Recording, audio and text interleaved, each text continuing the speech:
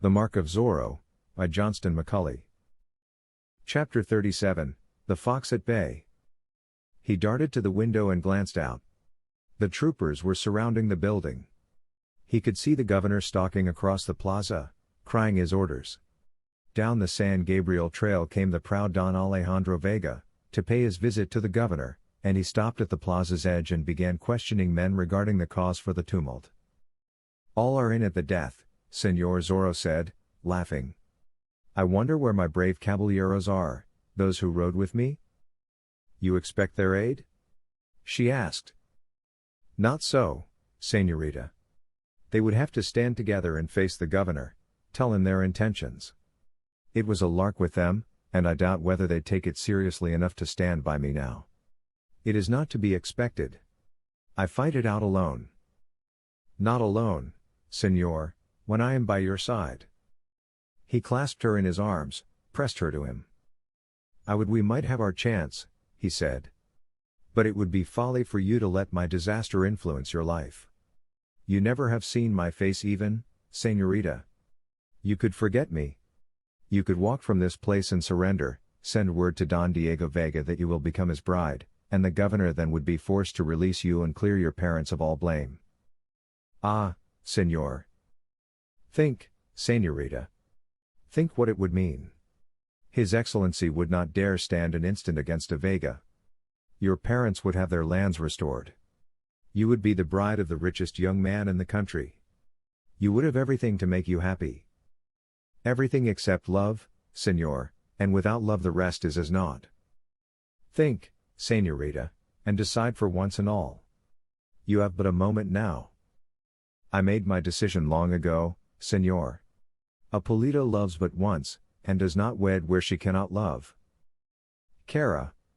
he cried, and pressed her close again. Now there came a battering at the door. "Señor Zorro!" Sergeant Gonzalez cried. "Well, señor?" Zorro asked. "I have an offer for you from His Excellency the Governor." "I am listening, loud one." "His Excellency has no wish to cause your death or injury to the señorita you have inside with you. He asks that you open the door and come out with the lady." "To what end?" Señor Zorro asked. "You shall be given a fair trial, and the señorita also. Thus you may escape death and receive imprisonment instead." "Ha! I have seen samples of His Excellency's fair trials," Señor Zorro responded. "Think you I am an imbecile? His Excellency bids me say that this is the last chance, that the offer will not be renewed. His Excellency is wise not to waste breath renewing it. He grows fat and his breath is short. What can you expect to gain by resistance, save death?" Gonzalez asked. "How can you hope to offstand 1.5 of us?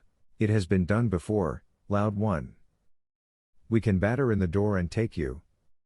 After a few of you have been stretched lifeless on the floor," Señor Zorro observed. "Who will be the first through the door, my sergeant?" "For the last time." "Come in and drink a mug of wine with me," said the highwayman, laughing. "Meal mush and goat's milk," swore Sergeant Gonzalez. There was quiet then for a time, and Señor Zorro, glancing through the window cautiously, so as not to attract a pistol shot, observed that the governor was in consultation with the sergeant and certain of the troopers. The consultation ended, and Señor Zorro darted back from the window. Almost immediately, the attack upon the door began. They were pounding at it with heavy timbers, trying to smash it down. Señor Zorro, standing in the middle of the room, pointed his pistol at the door and fired, and as the ball tore through the wood and somebody outside gave a shriek of pain, he darted to the table and started loading the pistol again. Then he hurried across to the door, and observed the hole where the bullet had gone through. The plank had been split, and there was quite a crack in it. Señor Zorro put the point of his blade at this crack, and waited. Again the heavy timber crashed against the door, and some trooper threw his weight against it, also. Señor Zorro's blade darted through the crack like a streak of lightning, and came back red, and again there was a shriek outside.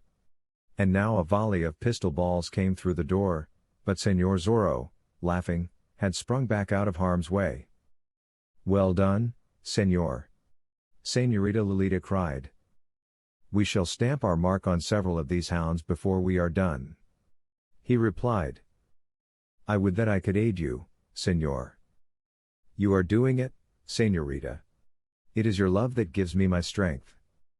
If I could use a blade. Ah, Señorita, that is for a man to do. Do you pray that all may be well? And at the last, Señor, if it is seen that there is no hope, may I then see your dear face? I swear it, Señorita, and feel my arms about you, and my lips on yours. Death will not be so bitter then. The attack on the door was renewed. Now pistol shots were coming through it regularly, and through the one open window also, and there was nothing for Señor Zorro to do except stand in the middle of the room and wait, his blade held ready. There would be a lively few minutes, he promised, when the door was down and they rushed in at him. It seemed to be giving way now. The Señorita crept close to him, tears streaming down her cheeks, and grasped him by the arm. You will not forget? She asked. I'll not forget, Señorita. Just before they break down the door, Señor. Take me in your arms, and let me see your dear face, and kiss me. Then I can die with good grace, too. You must live.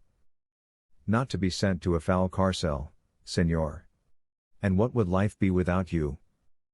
There is Don Diego. I think of nobody but you, Señor.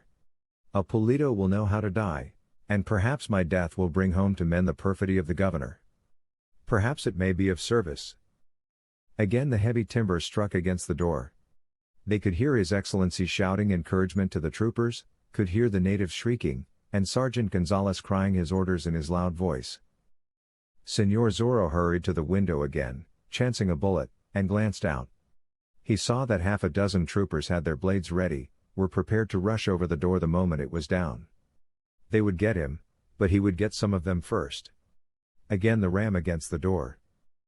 It is almost the end, Señor. The girl whispered. I know it, Señorita. I would we had better fortune, yet I can die gladly since this love has been in my life. Now, Señor, your face and lips. The door is crashing in.